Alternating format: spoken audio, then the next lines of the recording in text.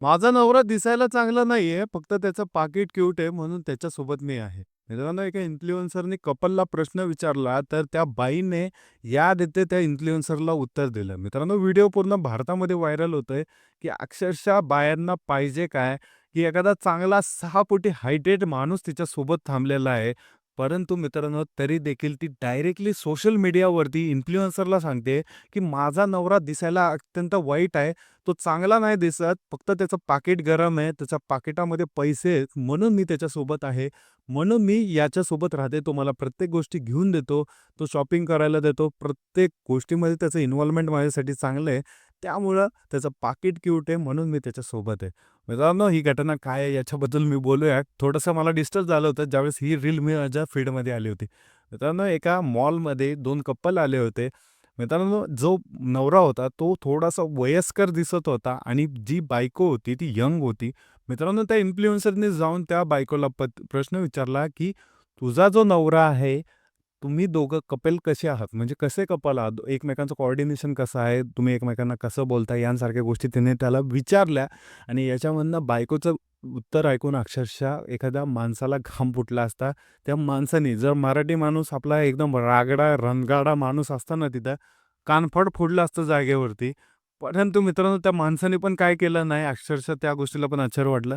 त्या बाईचं उत्तर होतं मित्रांनो, "माझा नवरा आणि मी दोघंही क्यूट दिसत नाही, एकमेकांना सूट होत नाही.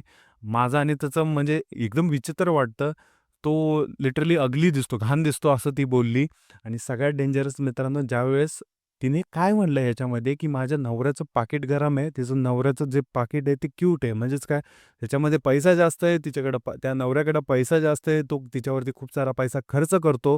ह्या गोष्टीमुळं तिने अक्षरशः अशा पद्धतीने म्हणलं, की माझा नवरा मला सगळ्या गोष्टी प्रोव्हाईड करतो, त्यामुळं मी त्याच्यासोबत आहे आणि आम्ही दोघं क्यूट जरी दिसत नसेल, कपल क्यूट नसेल, काही आमच्यामध्ये कोऑर्डिनेशन नसेल, फक्त त्याचं पाकीट गरम आहे म्हणून मी त्याच्यासोबत आहे. मित्रांनो, हे जे वर्डिंग ऐकलं ना, तर पूर्ण भारत हलला होता, की डायरेक्टली पोरी अक्षरशः आजकाल तोंडासमोर येऊन ह्या सगळ्या गोष्टी बोलतात आहे. मित्रांनो, ही झाली पहिली केस. ही केस बघितल्यावरती माझी फाटली होती. कारण मर्द माणूस समोर असताना देखील अशा गोष्टी बोलल्या जातात आणि त्या माणसांनी एकही गोष्ट रिप्लाय केली नाही. सोशल मीडियावरती त्या इन्फ्लुएन्सरला बोलला नाही. मित्रांनो, मस्करी असो, काय असो, कुठलीही गोष्ट असो, परंतु मित्रांनो याला अर्थ हा नाही आहे, की अक्षरशः स्वतःच्या नवऱ्याचा अपमान करणं, एखाद्या स्त्रीसमोर असं बोलणं, की लिटरली मित्रांनो आपल्या नवऱ्याची इज्जत जाईल. त्याला पूर्णतः घाम फुटेल, की "अरे, काय बोलून गेली?"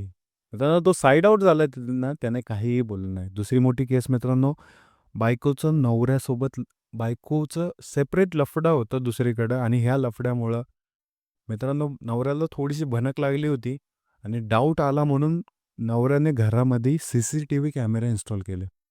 मित्रांनो, पत्नीने डायरेक्टली प्रियकराला बोलून घेतलं. शारीरिक संबंध सुरुवात झाली त्याच्यामध्ये आणि याच्यामध्ये नवऱ्याने तिथे रेड टाकली. म्हणजेच काय, तिथं आतमध्ये गेला. मित्रांनो, बघितलं तर काय, दोघं पण बायको त्याच्या प्रियकरासोबत अशा अवस्थेमध्ये आढळून आली, की एखाद्या नवऱ्याला धक्का बसेल आणि याच्याचमध्ये मित्रांनो, त्या नवऱ्याने करावं काय? त्याला घाम फुटला होता, की माझ्यासोबत हे काय झालं? तो बोलताना पण थरथर कापत होता आणि ह्याच्याचमध्ये मित्रांनो त्याचा डाऊट क्लिअर झाला. त्या बाईनं काय बोलावं तो शब्द ऐकल्यावरती तुम्हाला देखील घाम फुटेल मित्रांनो. पत्नी डायरेक्टली बोलतीये, तिच्या आईला तिने फोन लावला. त्या फोनमध्ये ती बोलतीये, "माझं कोणासोबत लग्न लावून दिलं? काय भंगार आहे हा?" ती शिवीगाळ त्या माणसासोबत केला तिने. तिच्या नवऱ्याला घाण-घाण शिव्या देते त्या ऑडिओमध्ये आणि अक्षरशः म्हणतीये, की "अशा माणसासोबत तू माझं लग्न केलं, तो माझ्यावरती संशय घेतोय, सीसीटीव्ही कॅमेरा लावतोय." ह्याच्यामध्ये जर सत्य परिस्थिती बघितली मित्रांनो, पूर्ण ऑब्झर्वेशन केलं, त्या व्हिडिओमध्ये पण बघा तुम्ही मित्रांनो, अक्षरशः तुम्हाला दिसून येईल. लिटरली मित्रांनो तमाशा केला पोरीने. लोकांना सांगितलं, की असं झालं, तसं केलं माझ्यासोबत. पूर्ण घाया करायला लागली. सगळ्यात मोठी इन्सिक्युरिटी तिच्यासाठी ही होती, की माझ्या नवऱ्याने माझं लफडं पकडलंय, कॅमेरामध्ये रेकॉर्ड झालेलं आहे आणि आता जाऊन पुढं तलाक झाल्यावरती मला पैसे पण भेटणार नाही, असं मनाला देखील वाटलं असेल तिच्या आणि त्या लेव्हलला ती डायरेक्टली म्हणत होती, की माझं अशा माणसासोबत लग्न केलेलं आहे, जो माणूस घरामध्ये सीसीटीव्ही लावतो माझ्यावर लक्ष ठेवण्यासाठी आणि ती ज्या प्रकारे घाणेरडी चुकी करते मित्रांनो, तिने अशी चुकी केलेली आहे, की एखाद्या पती-पत्नीच्या रिलेशनला कलंक लागावा असा हा सब्जेक्ट आहे मित्रांनो. हे जे ऐकल्यावरती अंगावरती काटा आला होता, की बापरे! आपली सोसायटी कुठल्या दिशेने चाललेली आहे. आणि याच्यामध्ये ती तिच्या मम्मीला फोन लावून काय बोलते, की "तू अशा माणसासोबत माझं लग्न करून दिलेलं आहे, जो माझ्यावरती संशय घेतोय, डाऊट लावतोय."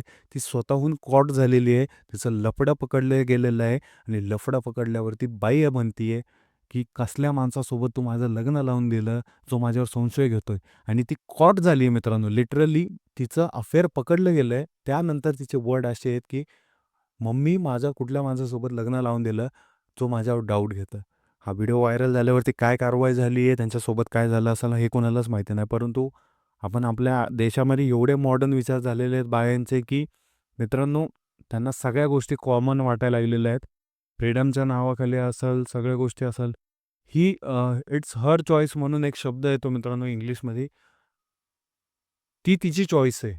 म्हणजेच काय, ते तिचं सिलेक्शन आहे. ती कुठल्याही गोष्टी करू शकते, काहीही करू शकते, असं ह्या मुली म्हणतात. आणि याच्यामध्ये लफडे करणं असेल, रिलेशनशिपमध्ये राहणं असेल, यांसारख्या गोष्टीला पण म्हणतात, की इट्स हर चॉईस. म्हणजेच हा शब्द ऐकल्यावरती अंगावरती काटा येतो, की एखादं लग्न जर झालं असेल, तरी पण दुसऱ्यासोबत तोंड मारायचं आणि वरतून काय म्हणायचं, इट्स हर चॉईस.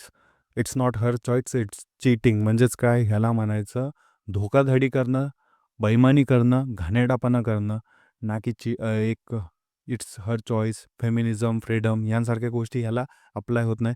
त्यामुळे या गोष्टीवरून तुम्हाला काय वाटतंय तुम्ही कमेंटमध्ये कमेंट करून सांगा, की आजकाल चाललंय काय मला हे समजत नाहीये. अशा इंटरेस्टिंग व्हिडिओ तुम्हाला घेऊन येतो आणि एक्सप्लेन पण करतो मी.